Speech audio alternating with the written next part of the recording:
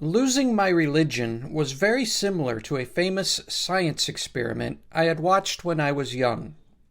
There was a scientist in a lab coat, and he had a beaker of clear fluid and an eyedropper. He dropped in a single drop, and the beaker turned red. "The chemical composition of the liquid has changed," he said. Then he dropped in another drop from a different eyedropper, and like magic, it was back to clear. He explained that the composition could be returned to normal by using a counteractive chemical.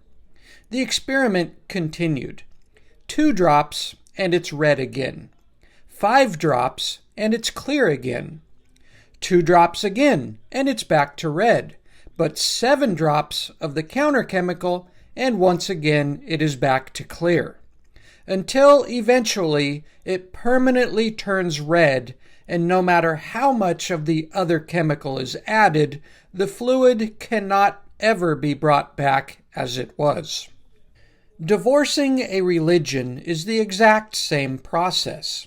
A talking snake in the garden with Adam and Eve. This is just not believable. Talk to a pastor, 1 drop, he explains it away as allegory, and we are back to believing. God can't overcome Egypt's iron chariots? That's very odd. Talk to a pastor again, 2 drops. What about a talking donkey? See the pastor again for 3 drops, and we are back in the clear. A magical pool that gets stirred up by an angel, and whoever gets in first gets healed during the time of a great Roman Empire, and this pool is only mentioned in the Bible? That's very suspicious. Drop, drop, drop. Talk to a pastor for 4 more drops, and we are back in the clear. Jesus floated up into the clouds? But where was he going? The moon? The Milky Way? What's up there? Eventually, no matter how many drops are applied, no amount is ever going to overcome the tainted water. Eventually, you just toss out the entire contents of the glass. This is exactly how I tossed out Christianity. It was a long, slow process of accumulating red drops that eventually overpowered the apologetics and could not be returned to clear.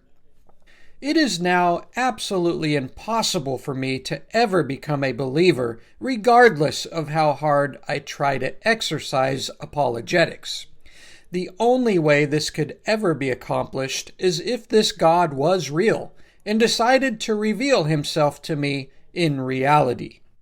There is a popular saying for what is most likely this case: when pigs fly. I do, however, remain open to be turned back into a believer, and welcome all of your prayers to do so. But there seems to be no force in existence powerful enough to accomplish such a transformation. Stay strong and wise, my friends. You're just being programmed to believe in miracles when love is all you really need.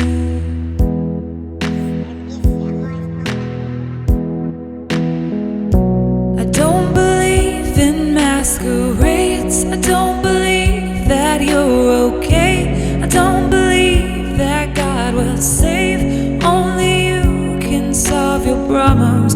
I don't care what they sold you.